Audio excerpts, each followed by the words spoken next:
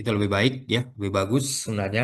Jadi setiap awal kuliah itu selalu dibiasakan seperti itu, monggo.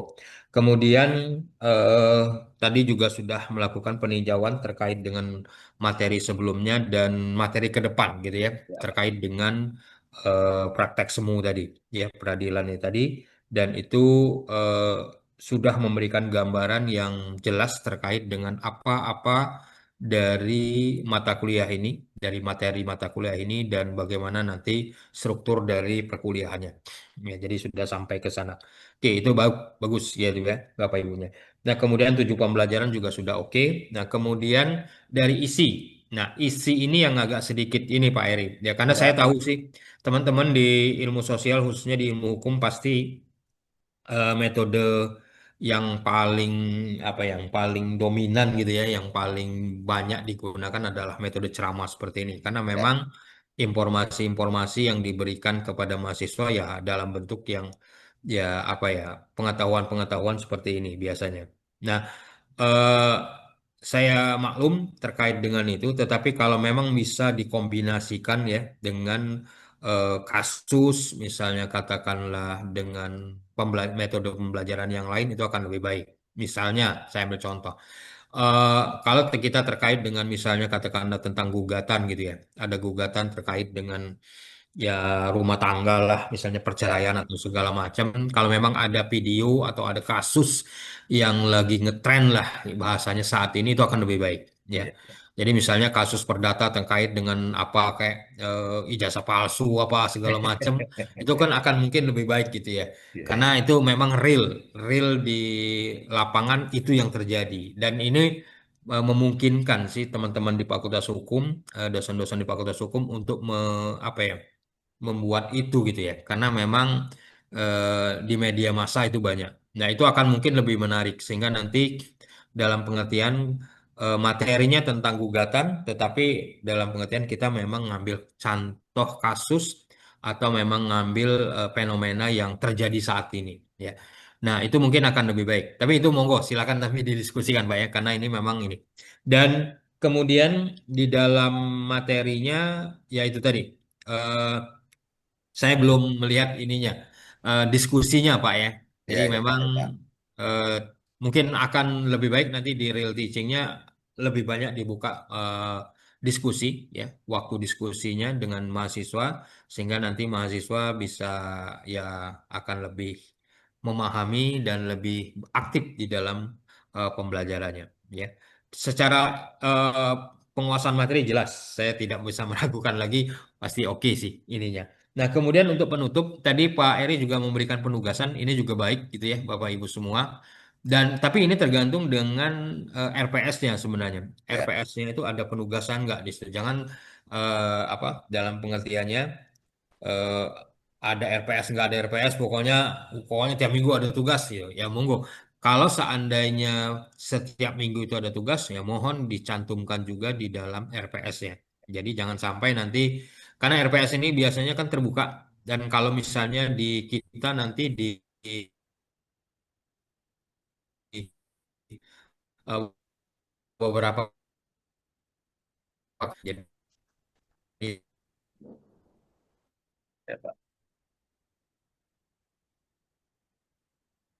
misalnya yang belum secara aplikasi atau belum menggunakan sistem, mungkin ya RPS ini dikirim ya filenya ke mahasiswa bahwa kita akan memberikan materi-materi ini. Ataupun misalnya bisa juga nanti pada saat kita memberikan perkuliahan bahwa kita punya pertemuan satu, dua, tiga, empat, ini ada pertemuan kesekian, dan kemudian di dalam pertemuan sini ada penugasan segala macam. Nah, itu akan lebih baik. Sehingga nanti mahasiswa memang sudah terukur, sudah paham dengan, oh, minggu depan kita ada tugas, ya. Oh, minggu depan kita ada diskusi misalnya, minggu depan kita ada ini. Sehingga nanti maksudnya nggak kaget gitu ya mahasiswanya tiba-tiba kita ngeluarkan tugas gitu. Jadi memang sudah terencana dengan baik. Itu yang harapan kita di dalam apa kegiatan pembelajaran ya, khususnya bagi teman-teman yang sudah mengikuti kegiatan pekerti ini. Jadi memang perencanaan pembelajaran itu sudah disiapkan matang-matang di awal sehingga nanti pada saat perkuliahan kita sudah tinggal menjalankan saja ya. Nah, terima kasih itu Pak Eri ya. Dan secara umum oke ya. Mungkin perlu ada ininya kreasi dengan kombinasi dengan kasus-kasus yang real ya, yang di lapangan, yang saat ini terjadi itu akan lebih menarik gitu untuk bisa diangkat ya kasusnya eh, di depan mahasiswa kita. Makasih. Saya kembalikan ke Mbak Neneng. Sama Bapak, terima kasih juga Sama-sama Mbak. untuk sarannya Pak. Siap. Baik, terima kasih Pak Yulian atas masukannya. Jadi mungkin kurang lebih itu untuk dapat di metode pembelajaran ya, untuk dapat dielaborasi dengan diskusi, dengan studi kasus mungkin ya tadi, kemudian juga sinkronisasi antara penyampaian tugas dengan RPS-nya dan adanya kontekstualisasi ya, Pak Yulian ya, kontekstualisasi antara materi dengan isu yang mungkin sedang terjadi di masyarakat. Baik, nanti untuk direalisasikan detail teaching ya, Pak Eri ya. Ya Bu. Selamat Pak Eri, kita pause dulu untuk Pak Eri. Ya, kita beranjak ke peserta yang berikutnya. Tadi sudah Bu Cut Multahadah mungkin tadi sudah ini ya, terskip ya. Sekarang gimana Bu Cut? Sudah siap? Oke, oke Bu Neneng, udah bisa. Ya, boleh recording Pak. Itu lebih baik ya, lebih bagus sebenarnya. Jadi setiap awal kuliah itu selalu dibiasakan seperti itu, monggo. Kemudian eh, tadi juga sudah melakukan peninjauan terkait dengan materi sebelumnya dan materi ke depan gitu ya, Ya, Pak. terkait dengan praktek semu tadi, ya peradilan ini tadi, dan itu eh, sudah memberikan gambaran yang jelas terkait dengan apa-apa dari mata kuliah ini, dari materi mata kuliah ini, dan bagaimana nanti struktur dari perkuliahannya. Ya, jadi sudah sampai ke sana. Oke, itu bagus ya, itu ya, Bapak Ibunya. Nah, kemudian tujuh pembelajaran juga sudah oke. Nah, kemudian dari isi. Nah, isi ini yang agak sedikit ini Pak Eri. Ya, karena saya Ya, tahu sih, teman-teman di ilmu sosial, khususnya di ilmu hukum, pasti metode yang paling yang paling dominan gitu ya, yang paling banyak digunakan adalah metode ceramah seperti ini. Karena ya, memang informasi-informasi yang diberikan kepada mahasiswa ya dalam bentuk yang ya pengetahuan-pengetahuan seperti ini biasanya. Nah, eh, saya maklum terkait dengan itu, tetapi kalau memang bisa dikombinasikan ya dengan kasus, misalnya katakanlah dengan metode pembelajaran yang lain itu akan lebih baik. Misalnya, saya ambil contoh. Kalau kita terkait dengan misalnya katakanlah tentang gugatan gitu ya, ada gugatan terkait dengan ya rumah tangga lah, misalnya ya, perceraian atau segala macam. Kalau memang ada video atau ada kasus yang lagi ngetren lah bahasanya saat ini itu akan lebih baik ya. ya, Jadi misalnya kasus perdata terkait dengan apa kayak ijazah palsu apa segala macam itu kan akan mungkin lebih baik gitu ya. Karena ya, itu memang real di lapangan itu yang terjadi dan ini memungkinkan sih teman-teman di Fakultas Hukum, dosen-dosen di Fakultas Hukum untuk apa ya membuat itu gitu ya karena memang di media massa itu banyak. Nah, itu akan mungkin lebih menarik sehingga nanti dalam pengertian materinya tentang gugatan tetapi dalam pengertian kita memang ngambil contoh kasus atau memang ngambil fenomena yang terjadi saat ini ya. Nah, itu mungkin akan lebih baik. Tapi itu monggo silakan tapi didiskusikan Pak ya karena ini memang ini. Dan kemudian di dalam materinya ya itu tadi eh, saya belum melihat ininya, diskusinya, Pak ya. Jadi ya, ya, memang ya, Pak. eh, mungkin akan lebih baik nanti di real teachingnya lebih banyak dibuka diskusi, ya, waktu diskusinya dengan mahasiswa, sehingga nanti mahasiswa bisa ya akan lebih memahami dan lebih aktif di dalam pembelajarannya, ya.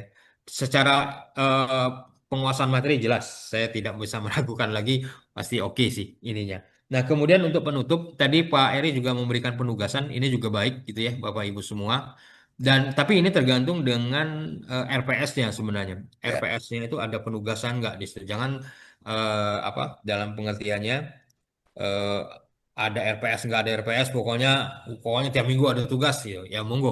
Kalau seandainya setiap minggu itu ada tugas, ya mohon dicantumkan juga di dalam RPS-nya. Jadi jangan sampai nanti karena RPS ini biasanya kan terbuka dan kalau misalnya di kita nanti di eh, beberapa jadi Ya, Pak. misalnya yang belum secara aplikasi atau belum menggunakan sistem, mungkin ya RPS ini dikirim ya filenya ke mahasiswa bahwa kita akan memberikan materi-materi ini. Ataupun misalnya bisa juga nanti pada saat kita memberikan perkuliahan bahwa kita punya pertemuan satu, dua, tiga, empat, ini ada pertemuan kesekian, dan kemudian di dalam pertemuan sini ada penugasan segala macam. Nah, itu akan lebih baik sehingga nanti mahasiswa memang sudah terukur, sudah paham dengan oh minggu depan kita ada tugas, ya. Oh minggu depan kita ada diskusi misalnya, minggu depan kita ada ini, sehingga nanti maksudnya nggak kaget gitu ya mahasiswanya tiba-tiba kita mengeluarkan tugas gitu. Jadi memang sudah terencana dengan baik. Itu yang harapan kita di dalam apa ya, kegiatan pembelajaran ya, khususnya bagi teman-teman yang sudah mengikuti kegiatan pekerti ini. Jadi memang perencanaan pembelajaran itu sudah disiapkan matang-matang di awal sehingga nanti pada saat perkuliahan kita sudah tinggal menjalankan saja ya. Nah, terima kasih itu Pak Eri ya. Dan secara umum oke ya. Mungkin perlu ada ininya kreasi dengan kombinasi dengan kasus-kasus yang real ya, yang di lapangan, yang saat ini terjadi itu akan lebih menarik gitu untuk bisa diangkat ya kasusnya eh, di depan mahasiswa kita. Makasih, saya kembalikan ke Mbak Neneng. Sama Bapak, terima kasih juga Sama-sama, Mbak. untuk sarannya, Pak. Siap. Baik, terima kasih Pak Yulian atas masukannya. Jadi mungkin kurang lebih itu untuk dapat di metode pembelajaran ya, untuk dapat dielaborasi dengan diskusi, dengan studi kasus mungkin ya tadi, kemudian juga sinkronisasi antara penyampaian tugas dengan RPS-nya dan adanya kontekstualisasi ya, Pak Yulian ya, kontekstualisasi antara materi dengan isu yang mungkin sedang terjadi di masyarakat. Baik, nanti untuk direalisasikan detail teaching ya, Pak Eri ya. Ya, Bu. Selamat Pak Eri, kita pause dulu untuk Pak Eri. Ya, kita beranjak ke peserta yang berikutnya. Tadi sudah Bu Cut Multahadah mungkin tadi sudah ini ya, terskip ya. Sekarang gimana Bu Cut? Sudah siap? Oke, oke Bu Neneng, udah bisa. Ya, boleh recording Pak